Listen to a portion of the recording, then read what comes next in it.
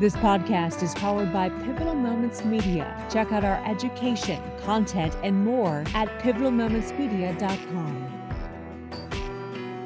Hello, everyone, and welcome to Life After the Military, a show completely focused on reversing the trend of veteran suicide, homelessness, and problematic transitions by helping veterans transition from military to civilian life and strengthening the mental fitness of our active duty military members, veterans, and their families. Our show is powered by Pivotal Moments Media, an organization on a mission to strengthen mental fitness worldwide for all. Go check them out at pivotalmomentsmedia.com to learn more. My name is Lee Elias, and I'm joined as always by my good friend and co-host Howie Cohen. And we are privileged to have two special guests from the UCLA Operation Mend Program today, Dr.Jo Sornborger and Dana Katz with us. Dr. Sornborger, whose name I will say Dr.Jo moving forward, as I was directed to do, currently serves as the executive director of the UCLA Health Operation Mend Program. She is a certified clinical psychologist who has associated herself with UCLA Health for over 14 years. She also has a private practice. Dana Katz is the director of community engagement and buddy programs for the UCLA Operation Mend Program. And Dana has worked with this program for over 15 years. Dr. Jo and Dana, it is our pleasure to have you with us today. Welcome to Life After the Military. Thank you for having us.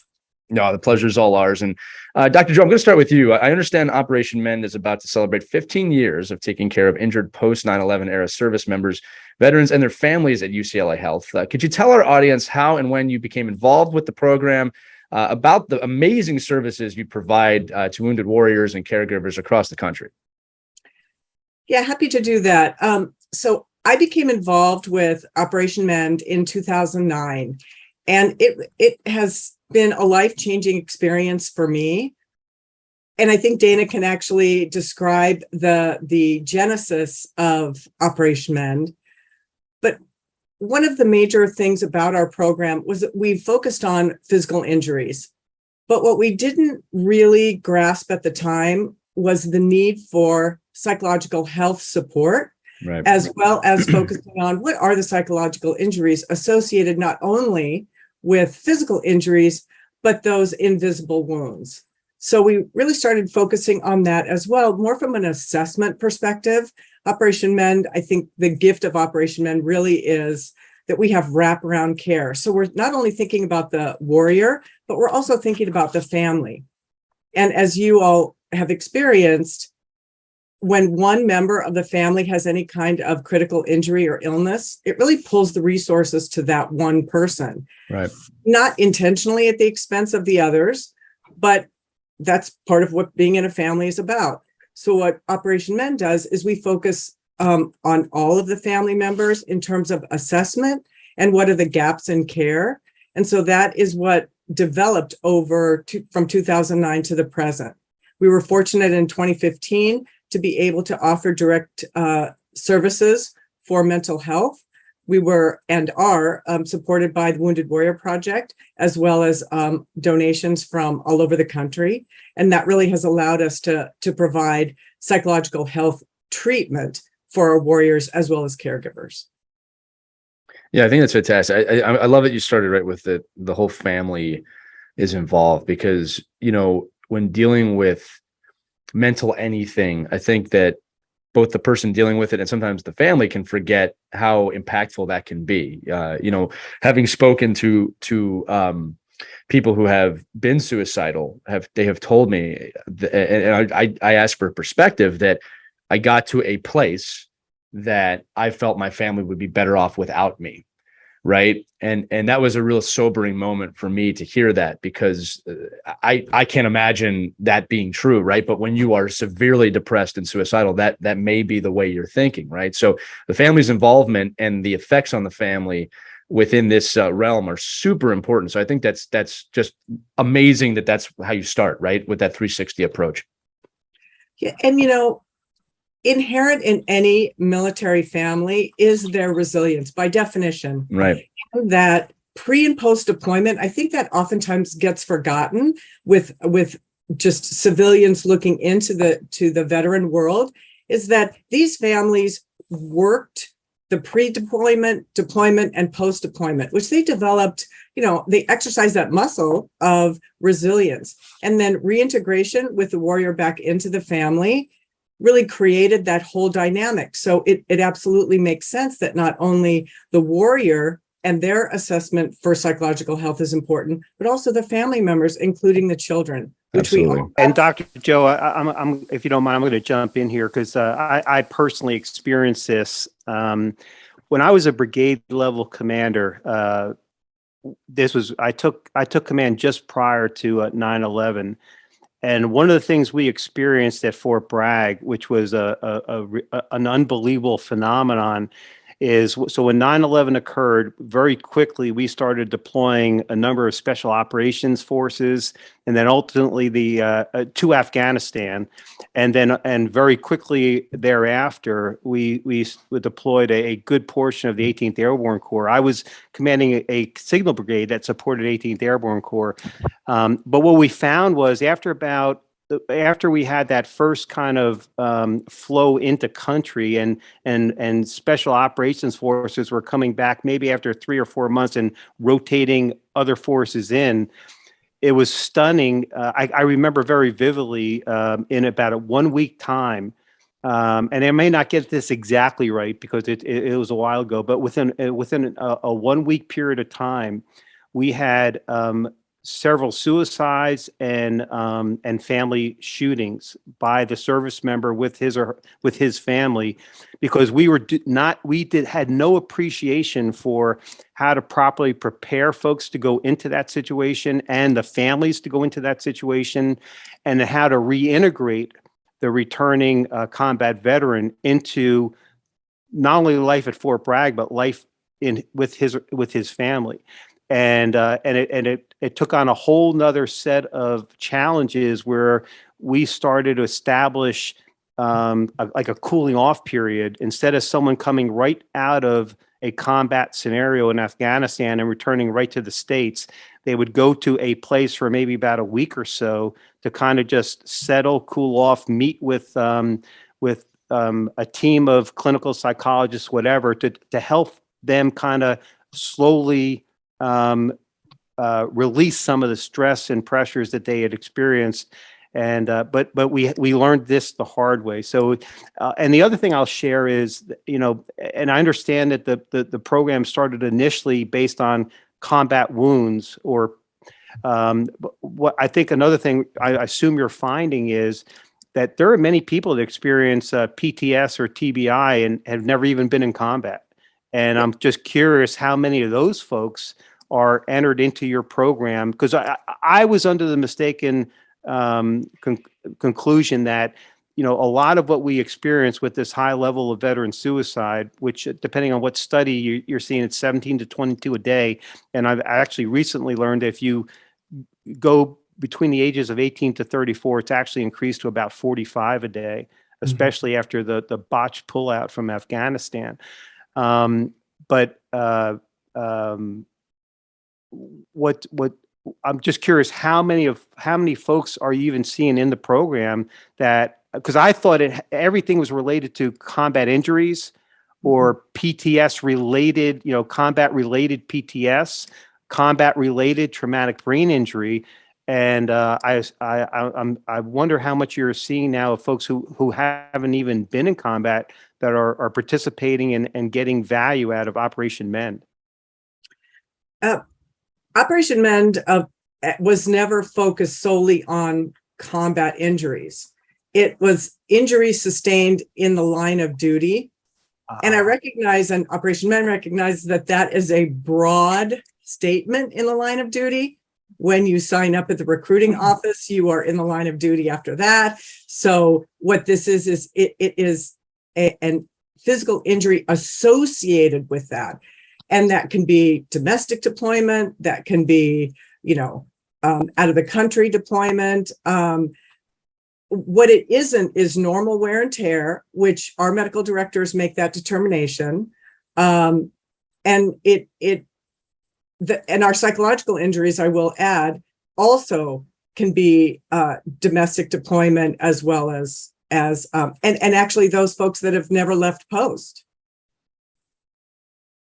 Yeah, that's fascinating, because I think another phenomenon we're seeing, especially with the increased use of unmanned aerial vehicles, we have a number of folks. I think it's predominantly in the Air Force, because those are the ones who pilot these vehicles, could be sitting right here where I'm at and delivering ordnance somewhere in Afghanistan, Iraq, wherever. And I think it's a recent phenomenon that they're experiencing PTS, and they're having suicidal ideation, because unlike someone who's physically on the battlefield, and whether they're physically facing their enemy or not, they're actually deployed to a location. You have folks that are sitting in air-conditioned offices anywhere in the United States or anywhere in the world, and it's like playing a video game, except it's for real. I mean, they're delivering ordnance, and they're now accountable for taking lives. And it seems to be another kind of interesting challenge that folks are dealing with. Are you seeing that as well? We are in the program. Over the years, we have seen warriors that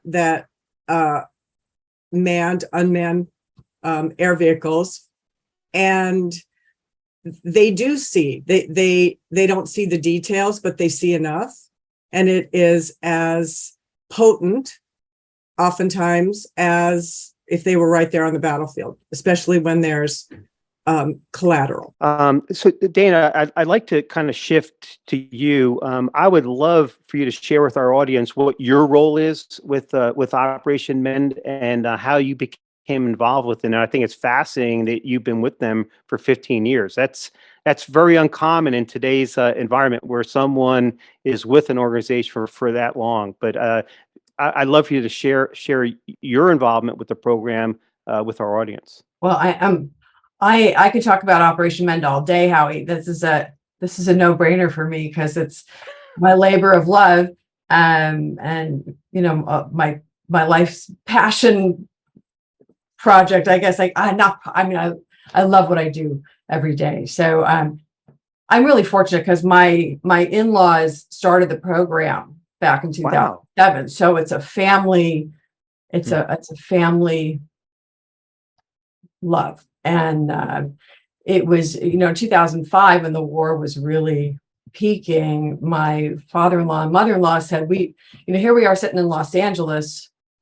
We could pretend like nothing's happening, but everything's happening. We got to do something about this. We've got to do something that's meaningful. And we started to look into what we could and should do. We went down to Brook Army, looked at the Fisher House projects, made a gift down there to Fisher House, toured Brook Army, saw some things that you can never unsee, with a lot of burn patients in the hospital. And we also saw that strength and resilience that Joe talked about. And we talked to a lot of warriors and their caregivers who were there. And we went home with that in our heads and hearts, and tried to figure out what to do next. And my mother-in-law was inspired by an interview that Lou Dobbs had with a young Marine who had been in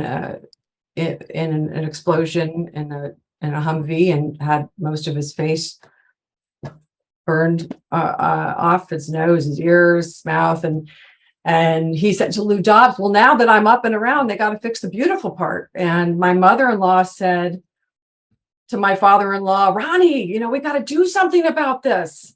Because my in-laws were really involved at UCLA. My father-in-law was on the board of the hospital there. And he said, we're sitting here in the heart of UCLA with all these plastic surgeons and these specialists and neurovascular and vascular surgeons, and maybe we can bring that expertise to the military. And sure enough, they took the leadership of UCLA Health down to Brook Army and got all the leadership in a room together and said, how can we make this work? And through his persistence and perseverance and some funding, they got off the ground in September 2007 and brought the first patient to UCLA to try to restore his face, which they did. And they did, amazing work over a period of many years.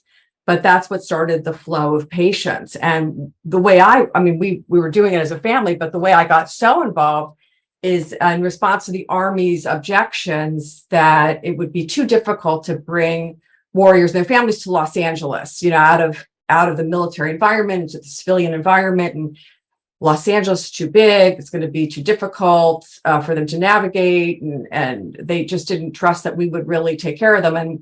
And my husband and I said, you know what, we're going to wrap our arms around them. We are going to provide a program where we will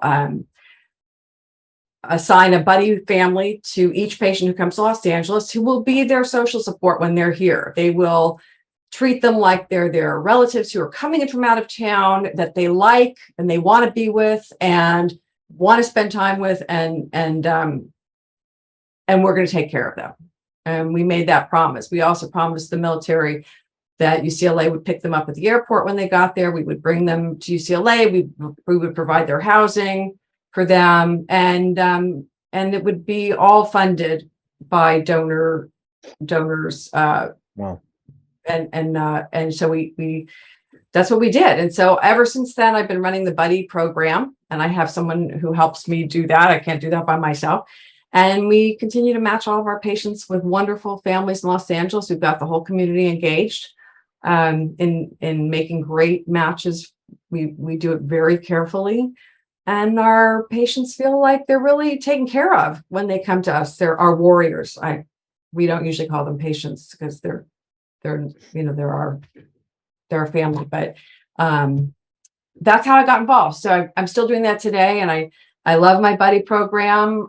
We've got about 350 buddies in Los Angeles, or buddy families that support our warriors. We're really excited because in December we launched a substance use disorder track in our post-traumatic stress intensive treatment program, and so we've got a sober buddy program also.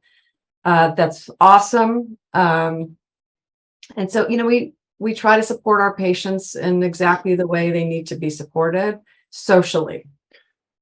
I'm going to say here too that first off, this is an amazing program. And I love that it exists. And I think it's also a shining beacon to more of what we need in society, where there are forces pulling us apart when we clearly all want to be together. Right. That's kind of the overarching thing that I see. And that, like I say this on every episode, the military is the greatest team on the planet, and we do not support them enough as a society. So if I can throw in a quick question, and this is something I wish we did more of, with the two of you, right? When I'm around military and I look to the military for guidance, I look to the military to be inspired. And naturally, I'm surrounded by people from the military all the time. I found that has only enriched my life, and my hope is that goes both ways, right? But I think that when you are around military members, specifically those that have been harmed in the line of duty, as you said, or affected by the line of duty, that's life changing. It changes how you wake up. It changes when you're having a bad day, that perspective, right? So could you comment on the impact? And again, it's almost an unfair question to ask. Could you comment on the impact this has had on your lives, just in terms of enriching your day? It's not an unfair question to ask just because you know the answer.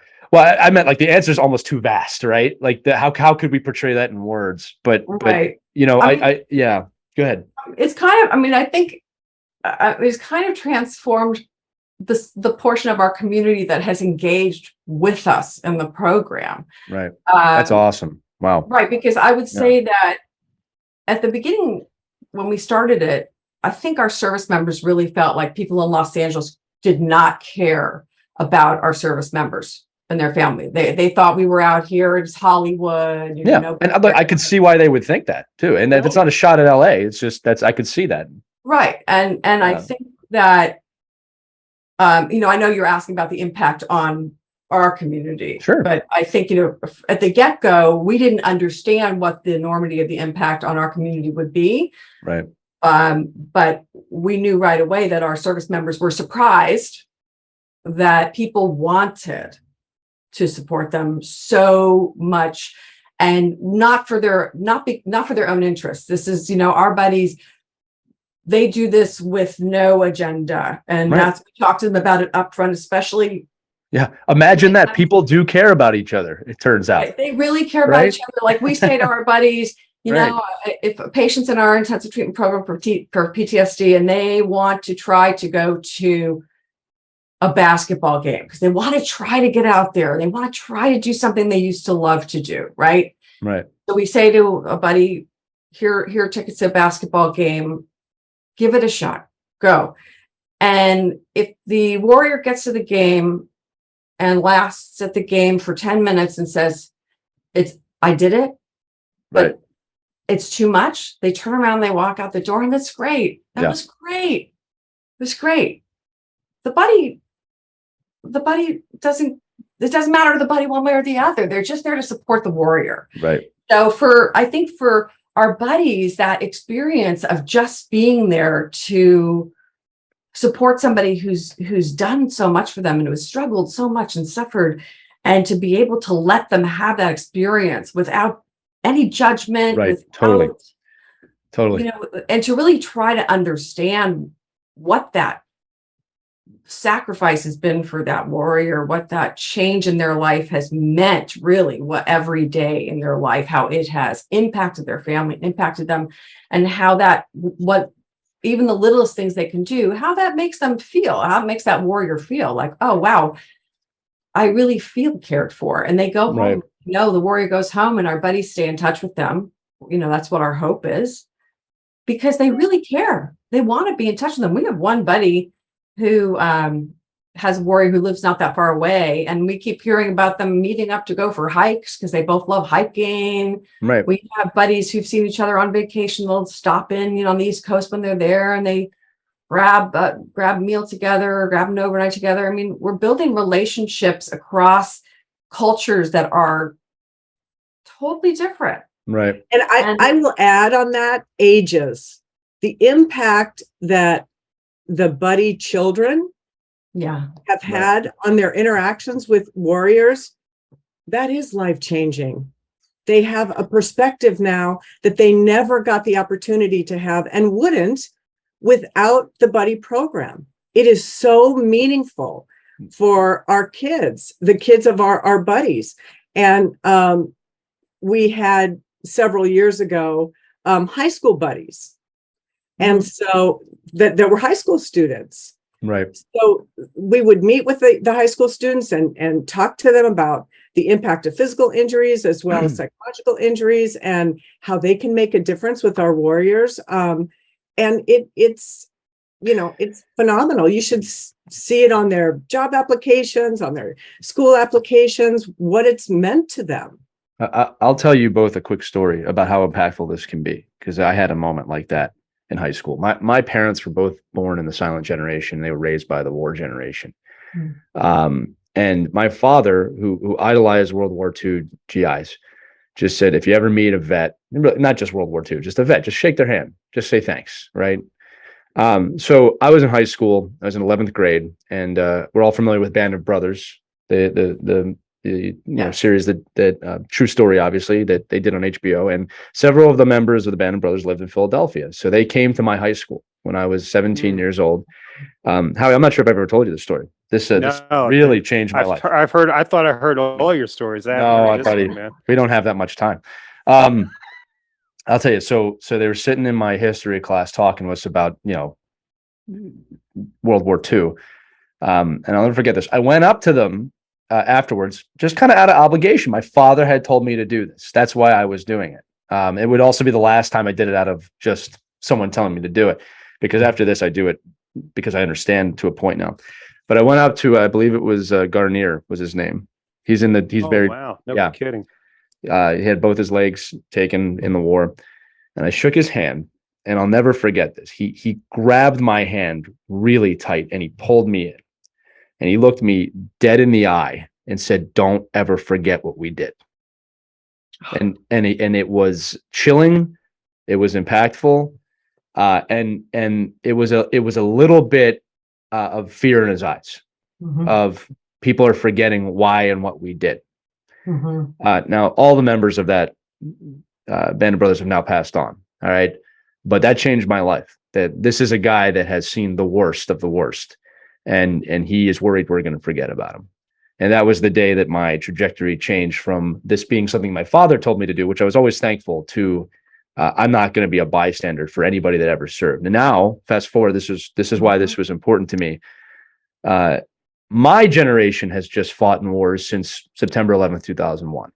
Right. I am married to my wife who served in the Air Force. And I know a lot of people my age now that we're all, early millennials, I say, that are approaching or after 40. And now I'm seeing them deal with incredible PTS, mental illness. And as you both said, this is I know people that have been literally blown up and survived, and people that have never been deployed and have had major problems. And then this is after a pandemic, right? So I just bring this up because for anybody listening, military or not, and Dana, you're bringing this up, you have no idea how healing on both sides of the spectrum, just knowing somebody or helping somebody can be. And also to make this point even more impactful, you brought up the basketball game. I love that quote about, if you're in darkness, can you see your next step? Just take the next step and don't ever be judgmental of someone's next step. I know a young lady who had so much anxiety she couldn't cross a busy road, and she eventually did, and I was so excited for her. And I remember she goes, "It's just so lame. I couldn't cross the street." I said, "I don't care what the issue was. Like, I don't care about the surrounding issue. You did it. So if it's a basketball game for 10 minutes, you did it." But that's what we we try to help our buddies understand. But I'll tell you something really disappointingly that we've had happen, because I've had some, most of our buddies are civilians. Almost all of them are civilians. And now and then we have service members, or, well, not rarely active duty, but sometimes we have people who are maybe in the reserves or in the Guard who come in, but mostly we're civilians. But we've had some veterans come through who have not been great buddies because they have not been respectful of our service members who have PTS, who did not see combat. Wow. You're kidding. That they would judge? Yeah, they were out. But and then we had some others who didn't have the patience for it, and it shocked me to my core. Yeah, missing the point there, right? Understand, right? PTS. There was just there were a handful of them, but a handful is way too many not to have knowledge of what it means. Like, because I had one buddy who took a warrior to a hockey game and didn't get it. And I didn't think that was the warrior I needed, the buddy I needed to explain it to. That's interesting. What kills me about this is that, look, I have a friend who was in the Army, and he unfortunately dropped the refrigerator basically on his knee right before deployment, and severely injured himself to the point he could never go. And his whole group got taken out. He still has massive PTS because of this. Sure. Right? You do not have to go to the battlefield. Well, he's probably got survivor's guilt. He's got all of it. And my point is and this is going back to the judgmental thing, right? You could serve for a year and it could dramatically change your mind, right? Like my wife is a physician. Here's one no one's thinking about right now. And speaking to you two, my wife's a physician. She just went through a massive pandemic as a doctor. Nurses, anybody in the medical field. This isn't just limited to doctors. All right. Look, she's dealing with something. All right. She saw things she didn't think she'd see. And she was in the military. Right. Right. And by the way, we all have gone through something. All of us. Here's one I've never said this publicly. September 11th, 2020, just a couple of years ago. All right. And September 11th obviously impacted all of us, but that was a major moment. I was 18. I started crying in my room when for no reason I couldn't. And I remember thinking, wow, it's been 20 years or 19 years. And here I am just today. This is the first time I've ever cried over 9/11 as an adult. And I remember my wife telling me, like, we're in the middle of a pandemic. Like, you're probably stressed out, but it just goes to show you, like, even, I consider myself to be somewhat mentally fit, right? Even you never know how this is going to manifest itself, is my point. And I have no problem making myself vulnerable. So I was bawling my eyes out in my room over this event, right? none of us are impervious to this. So to not have an understanding of that, or to be curious instead of judgmental, I mean, it's shocking to me at times, but that's something we need to work on as a society. And I also think we need to work on it with our warriors. Right. Because that stigma and that fear of addressing their post-traumatic stress truly has been since the beginning of time. We have it actually recorded since Napoleon. But what has not changed over the decades when we've had a war is that it takes about 10 to 12 years post-trauma for our warriors to start addressing their post-traumatic stress. Wow. And we saw that in Vietnam, and we didn't think we would see that here with our post 9/11 warriors, but it definitely is that same time frame. But it's that 10 to 12 years where there's multiple divorces, substance use. I mean, post-traumatic stress is an interpersonal injury. It is an injury that impacts us neurologically, and it impacts us physically. So getting our warriors to address it sooner, I think, is a goal we all need to have. And removing the stigma. Right. And I think, Lee, what you said about just, 9/11, 2020, just that grief slams you. It did. It really did, out of nowhere. And I thought I had dealt with it many times. It just goes to show you that, and again, I wasn't judgmental of myself. I was curious of, like, oh wow, I am amazed that affected me.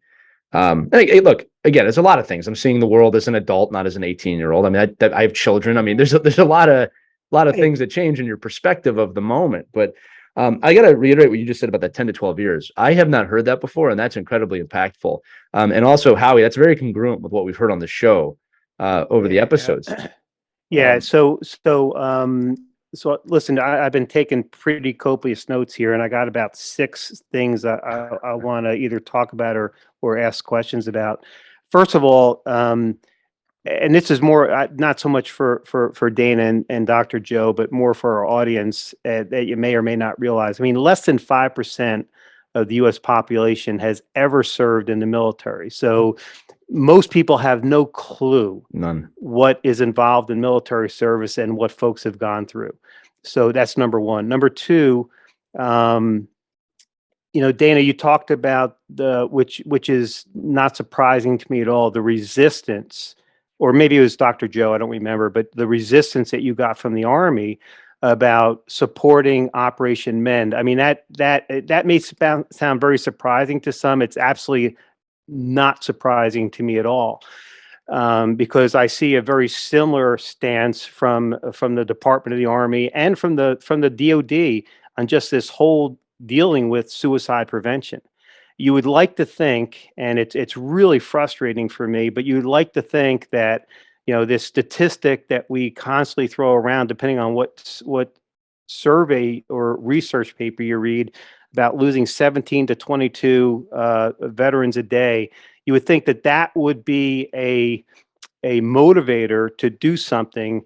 And to be very candid, what there is now some very interesting and I think some very potentially successful programs that are underway. I'm involved in one of them that I think is going to address lowering the high rate of veteran suicide. The frustrating thing is it's not being done to lower the high rate of suicide. It's because when we lose folks to suicide or lose them or they have problematic transitions, which, oh, by the way, is the number one cause for veteran suicide, are problematic transitions, going from the military to whatever your life is going to be after the military, after you leave the military. It costs the military a budget to take care of that. So what's motivating the DoD and specifically the Department of the Army is how do they salvage budget, because it's taken away from their budget to care for these folks, right? That and listen, whatever it is, at least now there's some positive action being taken. And what I would specifically want to talk about is the Army ETS sponsorship program, because Dana, what you're describing in the with Operation Mend and the buddy program sounds so similar to the concept of the Army ETS sponsorship program. Having served for 27 plus years in the military, I was fortunate enough to be in many units where when we had an inbound soldier, sailor, airman, marine to the organization I was a part of, we typically assigned a sponsor to that inbound active duty service member to help integrate them into the unit, right? And so whether it's 6 months to a year out, you establish contact, and then you kind of establish a trusted relationship with them and understand what their needs and requirements are, and then the sponsor tries to meet those needs and requirements, and then when that person physically arrives, you're literally taking them by the hand and taking them through the in-processing process to include their family members, right?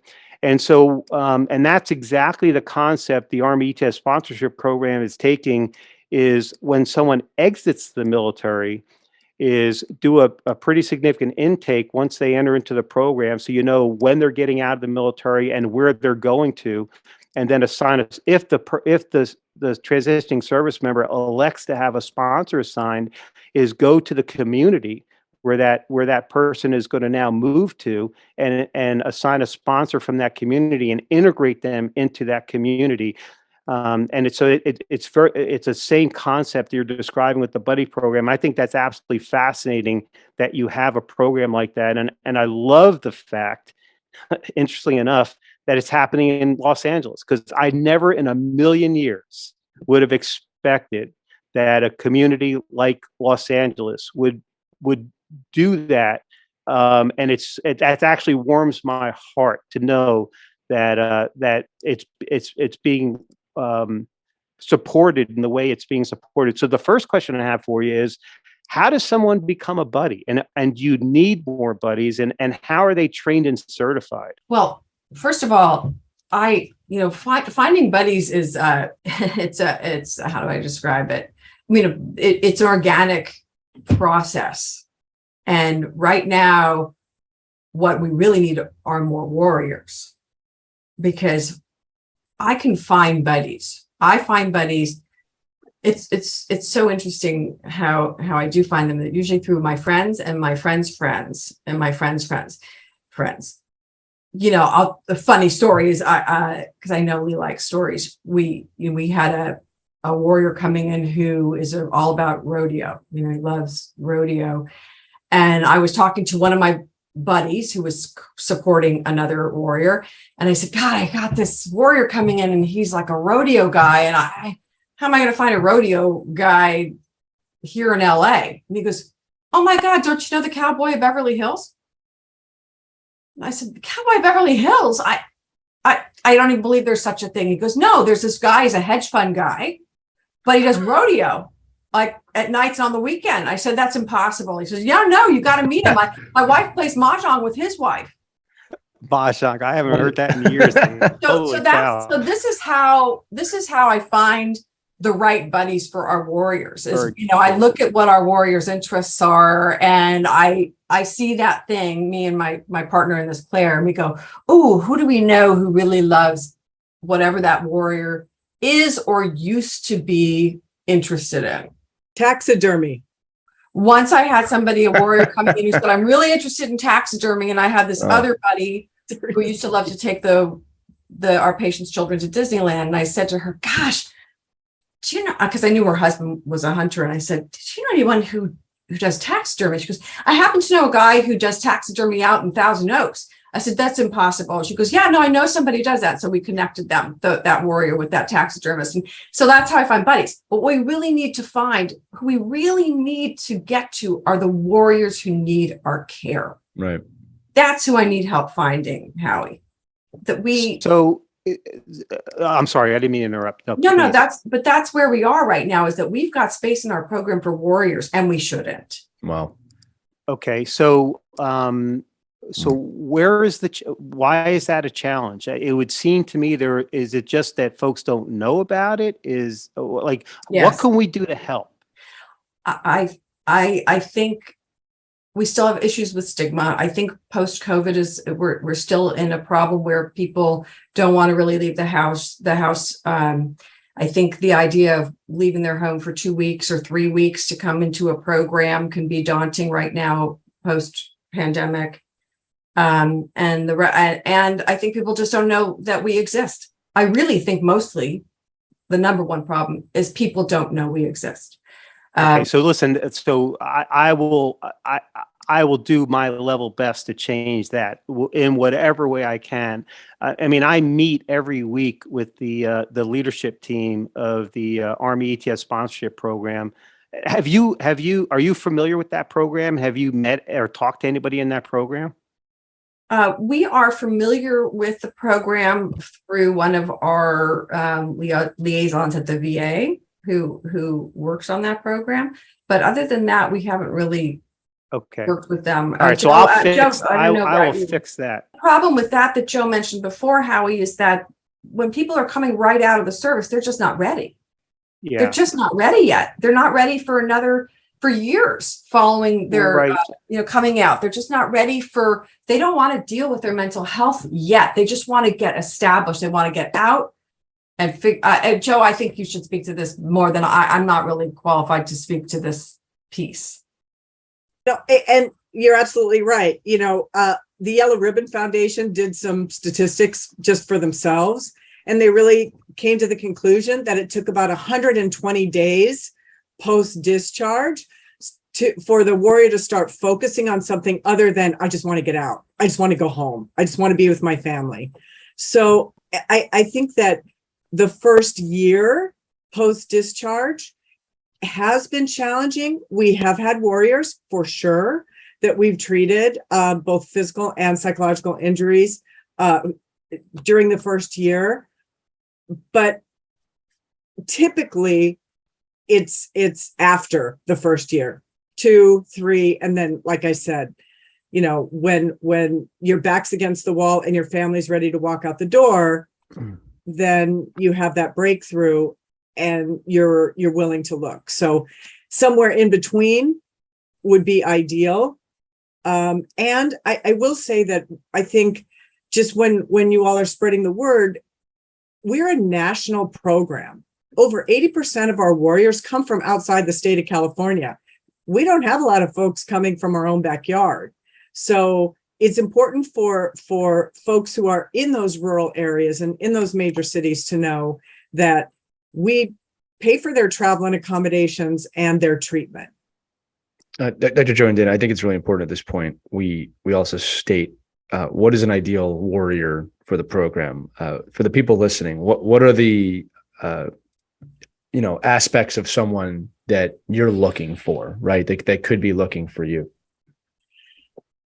It's a great question, and one that is that has a simple answer. If you have an injury, physical or psychological, that was sustained in the military in your post 9/11, we will work with you to determine eligibility. And where there's a line with eligibility is for a physical injury, is that it is a specialty care, medical specialty care. So if you have an injury that has been treated and it seems like you're at a dead end with that, then our medical directors are going to evaluate that to see if there's anything we can do. Right. And there might not be. Sometimes, military medicine is a phenomenal beast and they take care of a lot. Folks have gone to the VA where they've had great care there. So it may be that we can't do anything, but we'll take a look. Right. For psychological injury, the same. We could read your medical record and you can have multiple diagnoses, but we're going to do that ourselves. We want to know where you're at today, whether you have to. Yeah, absolutely. So even though, and because the doctor, what I'll tell you, and I apologize for interrupting, but you're kind of hitting a hot button for me. Look, many people won't have it in their medical records, and I'm a perfect example of that, right? So, and I apologize, for wanting to maybe tell my story a little bit, but The bottom line is I dealt with depressive tendencies for the better part of my military career, and there's no freaking way I was going to get medical help, because number one, I was an officer. Number two, I was in leadership positions. Number three, I carried a top secret, specially compartmented information clearance, and so there's no freaking way I'm going to ask for help and seek help when I thought that could put my clearance at risk, and I wouldn't have had any of access to the assignments I had. So the bottom line is, you could look at my medical record, and there's nothing in my medical record when I'm in the military that even hints to the fact that I was dealing with any challenges. And I guarantee you that's probably true for most people, whether they've been in combat or not, right? Because you talked about it earlier, the stigma. There absolutely is a stigma, and it exists today. We're trying to break it down now, but it's a huge problem, because it's seen as a sign of weakness, right? Someone who seeks mental health assistance, it's viewed as a sign by the person himself or herself, and by the chain of command, it's viewed as a sign of weakness. Now, I think that's starting to change a little bit, but it's nowhere near where it needs to be. So the bottom line is, you can review medical records all you want. Most people, it ain't going to be in their medical records, you know? Well, and you make such a great point, because one, that's not a barrier for us. And two, when our warriors come, they haven't wanted to tell their story someplace else. Here is neutral territory, if you will. We're not making that judgment. We're not part of the military. We're not part of the VA. So if you tell me you have suicidal ideation and it's something that we can talk about immediately, I am not going to send you to an inpatient facility. We're going to talk about it. I'm going to understand more. Where is that coming from? Where is your trauma coming from? What are those details? And it doesn't have to be every single granular detail, but it's enough for us to assess, where are your gaps in care? What have they been? And how can we at Operation Mend address those? Yeah, so let me share another fascinating statistic. And the reason I asked about Dr.Jo earlier is he's been my initial point of contact. He runs a task force for the Department of Veteran Affairs that studies suicide prevention. More importantly, he doesn't just study it with his team of clinical psychologists. And he, by the way, is a retired infantry lieutenant colonel who spent quite a bit of his time in the special operations arena. But he has a doctoral degree in clinical psychology as well. But the point here is that Joe studies and collects data, and his team collect data and does research on suicide prevention to drive action. And that's, to me, is the real discriminator. I am so sick and tired of millions of dollars being spent in studying suicide prevention and no freaking action being taken. And what attracted me to Joe Gerasi was that everything he's doing, everything his team is doing, is to drive action. And that's what led me to the Army ETS sponsorship program. So a fascinating statistic that Joe shared with me is that the VA has actually labeled that first 12 months when you get out of the military, when a veteran exits the military, as the deadly gap. The likelihood of a veteran committing suicide increases 2 to 3 times in that first 12 months when they get out of the military. So the ETS sponsorship program, the whole mandate behind the program is to help a veteran and his or her family navigate that first 12 months, because that's when they're most susceptible to doing something, whatever it might be. And statistically, we're finding that if we can help them navigate successfully that 12-month period in most cases and get their feet underneath them, that they can continue on and have a reasonable chance at success in the rest of the life. And what's fascinating to me is what you shared about this problem presenting itself 10 to 12 years after exit from the military. So I think I'm reflecting back on my own service, right? So I've had these challenges throughout the majority of my active duty, and I'm now realizing that the reason I was able to handle it maybe as effectively as I did was because I was so focused on my mission. I was so focused on taking care of my people. I was so focused on being the best that I could be and then developing others around me that I just was able to power through it, right? And hide it. I literally hid it. Nobody knew that I had these challenges. Hell, my family didn't even know I had these challenges, right? Once I left the military and I no longer had that same kind of mission focus and people focus, what I started to experience was I started suffering more from it because I wasn't fighting it. I wasn't able to combat it the way I did when I was on active duty. And the further away I got from my military service, the more I succumbed to it. And I've been riding a freaking roller coaster for years now and driving my family absolutely crazy with really high highs and really low lows. And I think I'm at a point now where I'm managing it much more effectively.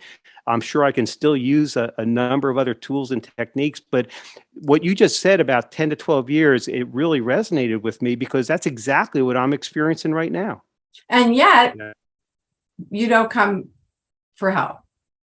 Well, I mean, so here's what's happened. Here's what's changed for me, Dana, that it didn't happen in the military. I talk about it all the time now. I wasn't willing to talk about it to anyone. Right. All right. Now, it still upsets some of my family members that I do that, but I really don't give a shit because I don't really care about what they think. I care about how I feel. And I find that the more I talk about it and the more I confront it, and the more I deal with it, and the more I'm honest and transparent with myself and other people around me, that I'm dealing with it much more effectively. So if someone has a problem with that, excuse my language, but fuck them. I don't really care. You know, what I care about is my mental health, my mental fitness, and the things that I have to do to better manage that, right? And so that's something that's different that I didn't do before because I internalized everything. I kept everything bottled up inside. And then what was starting to happen was I started having emotional blowups that like out of freaking nowhere, you know, and everybody's wondering where the hell is that coming from? Because that's so counter to my personality. And now I realized I was just, you know, I was like a volcano erupting, man. The pressure and the stress had built up to the point where I had to let it go. You know, or what was happening more likely was it wasn't so much emotional blowups. It would be I would just seclude myself. I would isolate myself. I would sit on my couch watching TV for 15 hours a freaking day. And I'm a very active person. I pride myself with keeping a certain level of physical fitness, and I wasn't doing shit. I was watching TV all day. And which is very much, you know, that's the way I was dealing with it. And I would isolate myself. So it's not so much typical. That I was, it's not so much I was lashing out against anybody. It was that I would just completely isolate myself from the rest of the world. Very typical. You know? Very typical. I just want to make sure that the folks in the audience are clear about when I said 10 to 12. It isn't that in 10 to 12 years, it shows itself. I mean, the military teaches you all to compartmentalize, and you're exquisite at it. Right. You're trained to do that. So what you're describing, Howie, is that those coping strategies coupled with compartmentalizing worked until it didn't. And the cost of all of those different types of coping strategies, they're temporary. So it takes about 10 to 12 years for many people to exhaust their coping strategies, whether they're positive coping strategies, healthy or unhealthy.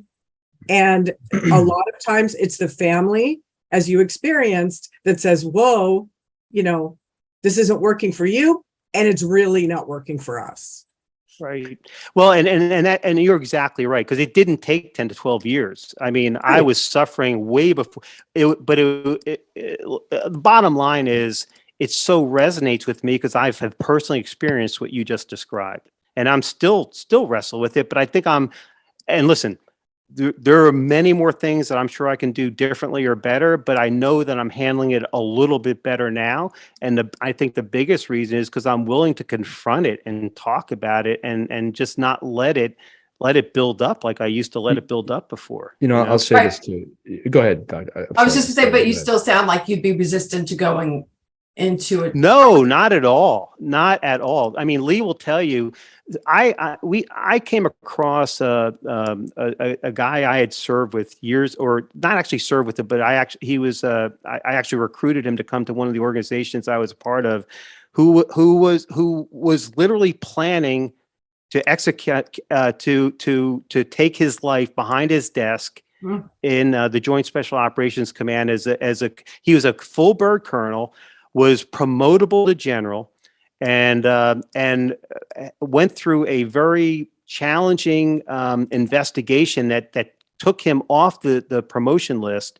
And the way he chose to deal with it was to take his life. And thankfully he didn't, because on the compound at the Joint Special Operations Command, as part of the Preservation of the Force and Family program, it's a very extensive program in the special ops community. There are clinical psychologists on the compound. So thankfully, instead of actually executing his plan, he went and saw one of these clinical psychologists, right? Well, and I learned of what he went through, and I knew him personally. I appreciate the fact that he was so transparent about it and sharing his story, hopefully to prevent other people from going through what he went through. But then we not only interviewed him on an episode, but we actually interviewed the clinical psychologist that helped him. And we had her on the show, and I found myself, it was like a therapy session for me. It was, yeah. I mean, I can remember so vividly when we were done with that episode and I signed off, I just felt like a freaking 100-pound rucksack had been taken off my shoulders. And I felt so relieved, and I felt so much different than I did any time before that. So, Dana, I'm absolutely open to seeing and getting help, because I know I need it. And more importantly, I want to be an example for others that, hey, don't suffer the way I suffered and so many others are suffering. Be honest and open and candid and transparent and vulnerable with yourself and others, because that's what's going to help lead you to getting healthy again. I'll say here too that we've gone over a lot of things today. The first step to addressing any issue is to know that there is one, right? To be conscious of something's not right. That can be very hard, especially when there's a stigma surrounding whatever that issue may be. Issue might not even be the right word, right? Just something you're a challenge in your life. First step is to understand that it's there. Then what? Well, this goes back to what we talked about earlier about you just got to find the first step. I think a lot of people say, okay, there's an issue, but I can't talk about it. Right? That's the stigma that we're breaking. All of us here today, right? Or at least trying to break, right, Lee? We're doing it. We're doing it. We're trying and doing it. We got a lot of ways to go, but we're doing it. And Dana, you just pointed that out too. Like there's a stigma. And Howie, to your credit, I remember watching you kind of be aware of some of these things and then taking really massive action very quickly to make major changes in your life. And a lot of it was just, I think, you saying, you know what, I do have an issue with X, Y, and Z.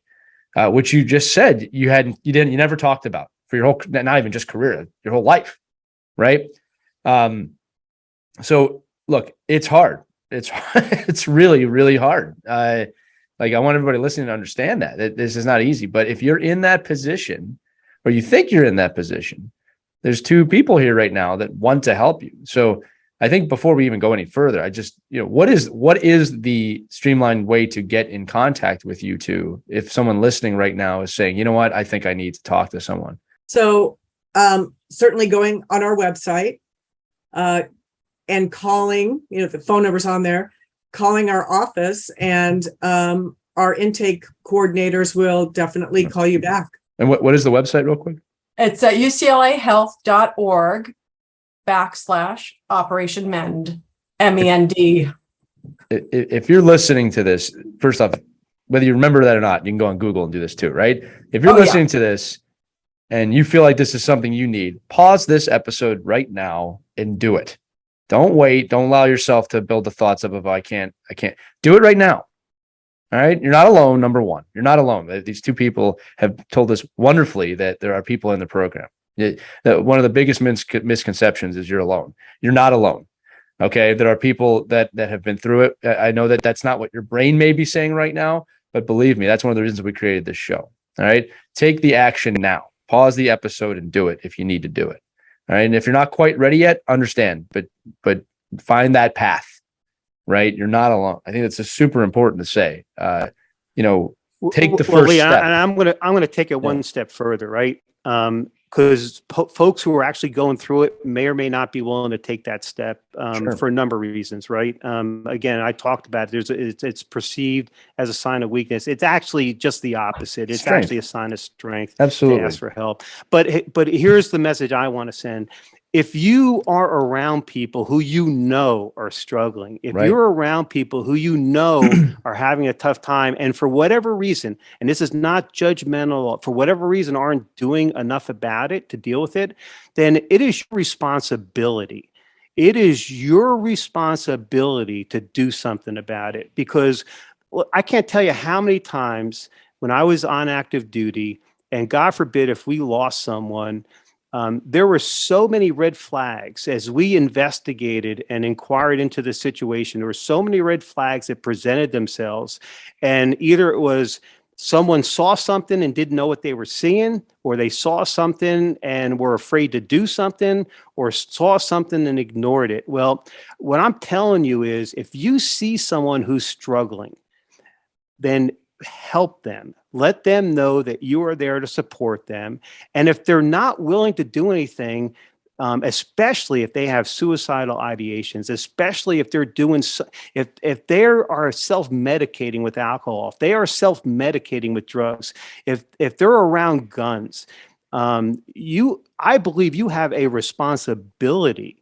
Then if they're not willing to help themselves, then you get off your ass and you help them, Right. and you contact Operation Mend or some other medical facility, and let the medical professionals deal with the situation, because you literally could save someone's life.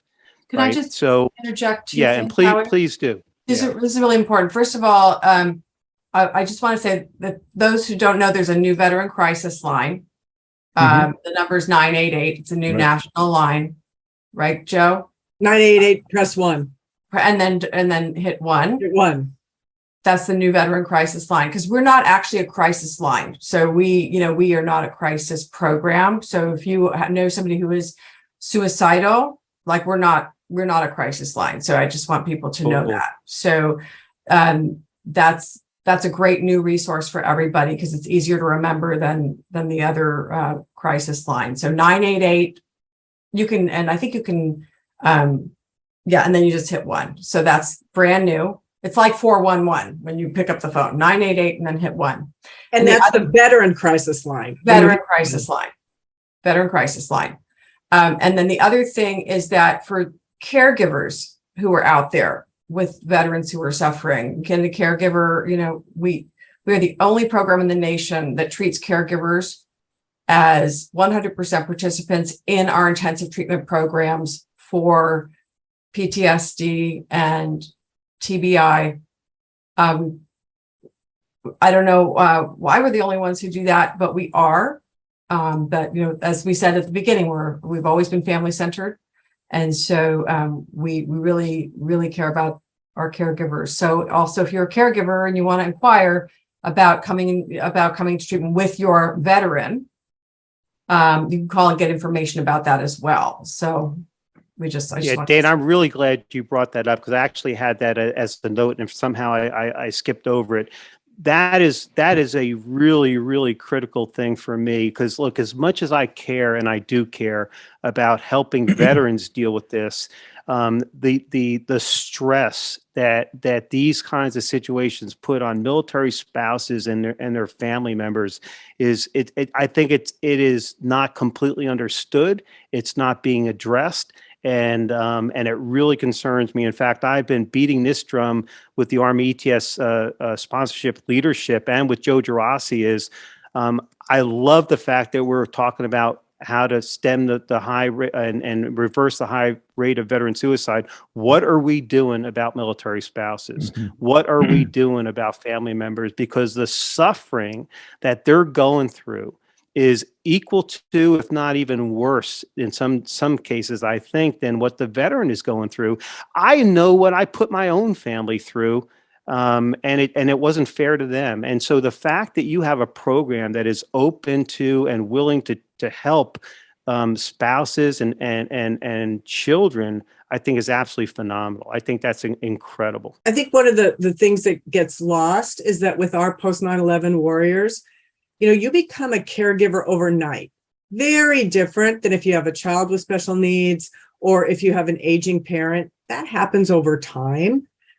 But when you have a warrior that is injured, either psychologically or physically, you become a caregiver overnight. And there's no handbook on how to do that. Right. And part of what our program provides is that the caregiver has an opportunity to see how that has impacted their life and where their paths were interrupted. So it's an opportunity for them to learn skills themselves, but also explore what paths did they not get to take. And I will also say that a lot of times what caregivers do, because they are, exquisite multitaskers, that they take over quite a bit where they don't necessarily need to. So we rebalance that dynamic. Give the warrior permission to do the day-to-day because they can. You don't get untrained from being in the military. It might go dormant, but you don't get untrained. So they learn that they can take care of themselves and they can do those things in spite of those injuries.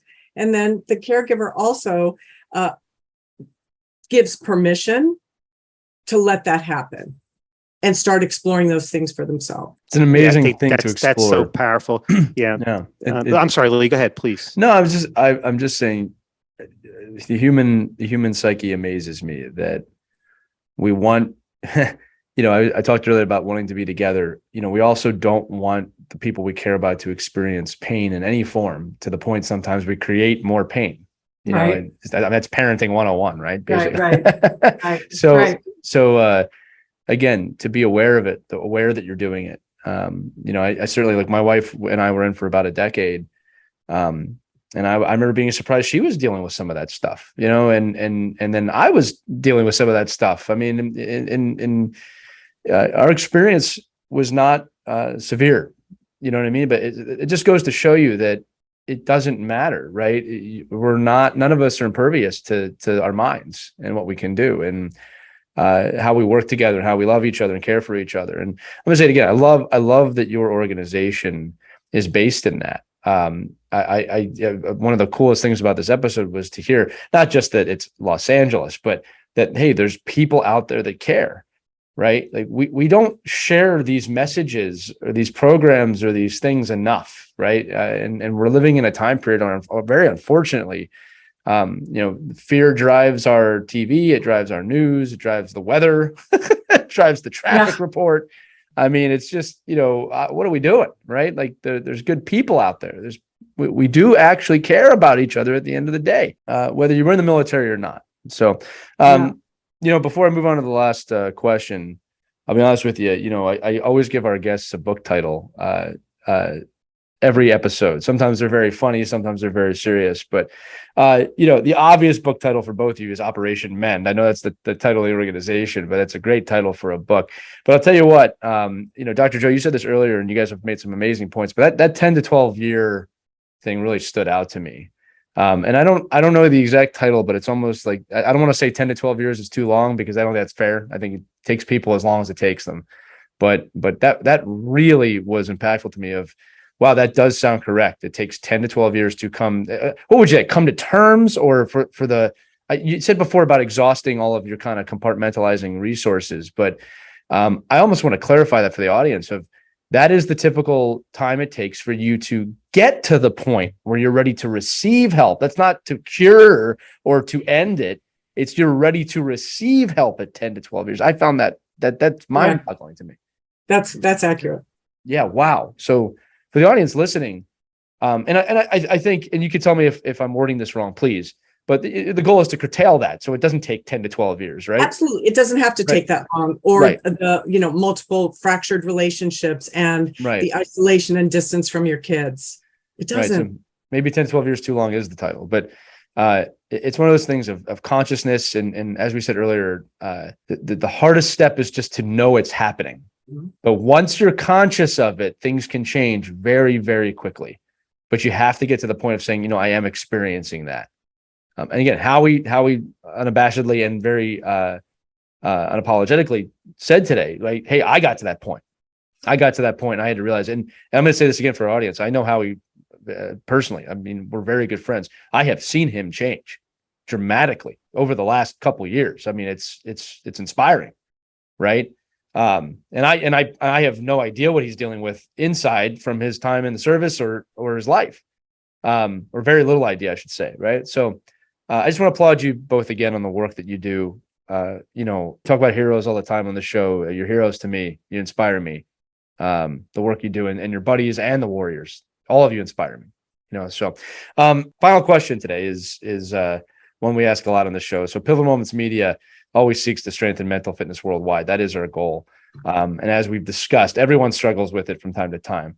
But for you and your staff that you work with daily in the Warriors dealing with trauma, what did you do to manage and strengthen your own mental fitness? And for the clinicians of the staff, how do you practice that on a daily basis? I can certainly answer that. And I tell our warriors this as well. I don't believe I have the right to sit here unless I've sat where they are. Mm-hmm. And so what we also tell them is that it's a process. And I absolutely trust the process. And I think you said it very well, Lee. Even though it ends up being 10 to 12 years, they come when they need to come. Right. Whatever right. that is, and whatever time frame that is. Right. And I trust that. The psyche is an amazing, amazing component, and it has a quest to heal. And it takes a while. Right. But what we do at Operation Mend is we make sure that we are addressing some of those barriers. In terms of our staff, we absolutely encourage, we can't demand it, but we certainly encourage that they're going on their own journey, their own mental health and mental fitness journey. We provide resources and we have a conversation about it. Right. We don't shy away from it, no matter what it is. If I may, Dana, before we go to you, one of the things my wife and I are trying to tackle, and this, I think this speaks to this perfectly, is physician burnout. And look, burnout is a mental thing. Mm-hmm. And what we did is we've identified that one of the problems with burnout is that people are looking for a solution, and there is no magic button to press. And this is not just about burnout. What we did find is that conversation, as you just said, is the path, right? The pathway out of burnout, or the pathway towards, let's just say, a better mindset, is to have conversations with other people that have or have not been dealing with what you dealt with. When you talk and express your feelings, that's the path. And I love that you said that. Maybe that's the title of the book, right? The path. All right. Because again, that's another problem with our society is, well, how do I fix this? Well, it's not you get a nail and a hammer and you fix it. That is not how your mind works, right? You have to speak. Well, that's how the male mind works, right? Yoga booga. Yeah, no. We think we have a solution to every freaking problem, right? And how about this? I did not serve like you did, but I'm sure that the military kind of has that mindset as well of fix it, find a solution, right? And the solution here is not just black and white, or like you said, the ooga booga man ideology, but you have to talk, you have to take that step and have a conversation, communicate, come together. Because it sounds kind of funny, but society is actually the answer, right? Is coming together as people and moving forward together. That usually is where the solution lies, but the path is the conversation. So that spoke to me. Dana, I definitely want to give you a chance to answer this as well. How do you practice mental fitness daily? I apologize. I should ask the question. I mean, I actually have to say, I agree with you in terms of the conversation. Right. Because for myself, these are tough times for all of us. I mean, we've got so many challenges right now, and for us at Operation Mend, these are tough. These are hard times. Right. Having empty seats in our chairs makes it tough for us because funders don't like that, and for us, we don't like it because we should be serving people who need our help. And so that stress, that's such a huge stress for us, that we know there are people who need us, and all we want to do is help. Yeah. And so it's like that catch-22 for us. And so talking about it, like for me to be able to talk to you guys and share that with you and say, this is a huge relief to me. Like, it really helps me to be able to share and say, you know what, we've got seats in our program, and there are people who need to be treated and help, and we need help. Right. And I think it's kind of the same thing as being able to share that we need help, and we need help is really helpful. Right. to make me feel more at peace. And I think with everything, like in my life, when I, sharing and talking and bringing my community in is always what helps ground me and make me feel calmer. And I walk a lot. Yeah, I'm with you on that. I take 2 walks a day. And music helps me too. Yeah, you and I are good friends. I'll tell you that again, just to reiterate what both of you are saying. And I'll tell kind of a story format. I came from a nuclear family. I had my mom, my dad, my brother, and that was basically my youth. We have family, but extended family wasn't vast, right? Mm-hmm. I married my wife, who is Puerto Rican descent. And if you go to Puerto Rico, there's literally a street with her last name on it, and everyone on that street's in her family. Vast family. And I really learned how her family finds strength through that family community, and that they really leaned on each other when they needed to. Whereas my family is a little bit more chin up, and not that that's bad either. All right. But I learned another way to cope with things of, wow, I can lean on my family a bit more in this environment. And then you said it, community. When I'm down, and again, I'm just very in tune with my feelings at this point in my life. I kind of know what I'm feeling, identify what I'm feeling. I try and get to the root of why I'm feeling it. But when I need to get out of a rut, I know that, hey, Lee, go help anyone, and I'll feel better. That's one of the things. That's what you're talking about. That's a form of meditation for me. Is I will find someone in need and help them, and how you'll laugh. But typically, if they want it or not. But I'll try and help them. You know what I mean? But another thing too is that, and I think this is so important for this episode. Look, there's 8 billion people on this planet, give or take a few. We all have a different point of view.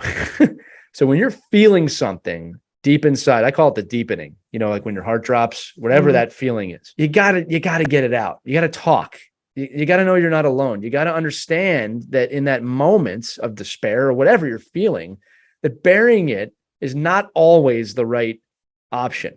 Okay. If you can find someone to talk to about it, it's amazing the release you'll feel just talking about it. Just talking about it, right? Think about, we do this in micro events every day, right? I don't get road rage anymore, but what do you do when someone cuts you up? That asshole cut me off. You got to tell someone about it, or you're going to explode, even though you did. So again, I don't recommend road rage. I think it's ridiculous, but it comes back to that Robin Williams quote. Robin Williams, who was a wonderful human being. Be kind to everyone you meet. You never know if they're going through the worst day of your life. Right. Guy cuts me off in traffic now. I just think, I don't know what he's going through. Right. My ego is not large enough anymore to let him know that, hey, that wasn't okay. You go like, oh, thank God he didn't hit me.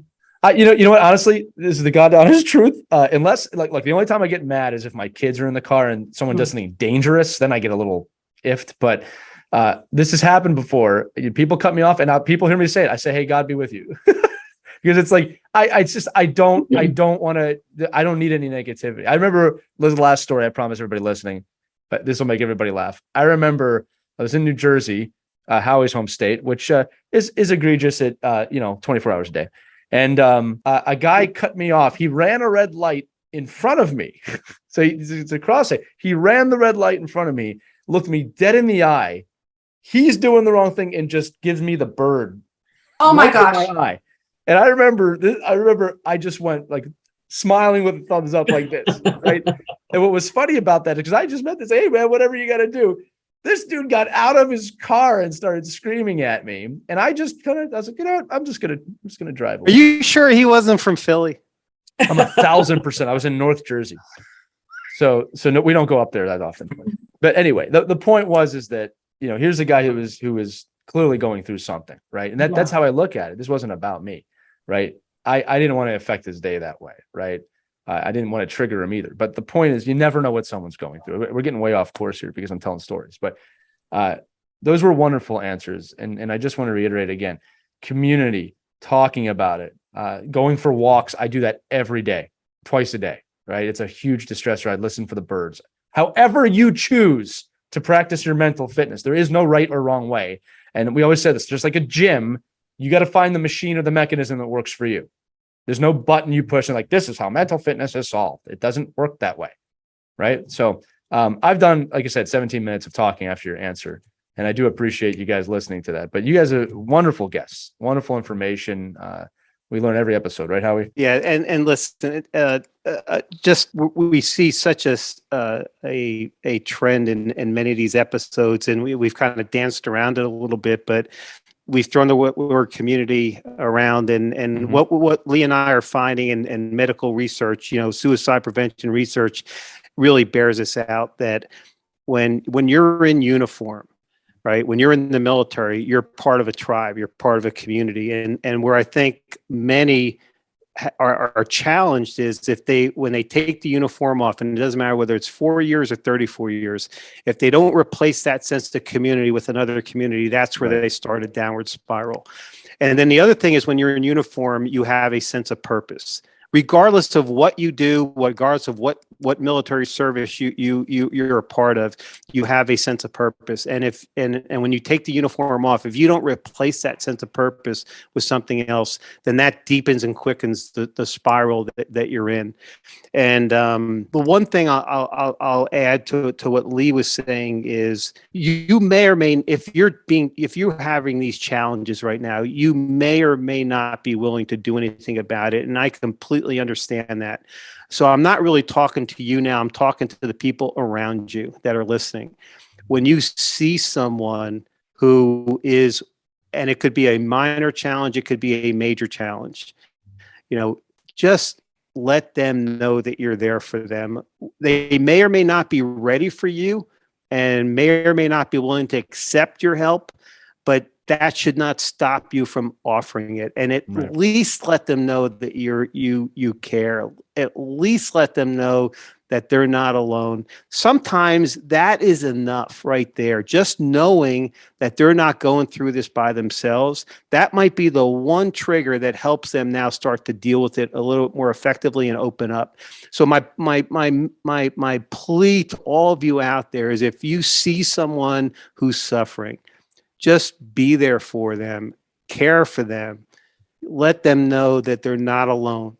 And believe it or not, that simple act right there could literally save their life. Or if they're not willing to go to that extreme, at least help them start to get on the path to mending. And so I just love the two of you and what you're doing. I think it is absolutely extraordinary, the program that you guys have put together. And Dana, you and your family, I had no idea that was the origin of this program. And God bless you and your family for having the courage and the just the caring to want to do something about it, because it's so easy for folks to see others suffering and just say, "Hey, I'm glad it's not me." And you and your family did not do that. You looked at this, you saw it, and you did something about it. And God bless you and your family. And Dr.Jo, thank you for what you're doing to help folks who are in the program mend. And listen, it now becomes part of my responsibility to help fill those seats for you. And I'll do whatever I possibly can do to make that happen. But thank you for what you're doing. Thank you for taking the time with us today. And like I said, I just love this program. I love the two of you. I love your staff, and I just appreciate what you're doing. Thank you for giving us the time. Thank you so much for having us on. It's been an absolute pleasure to be with you both.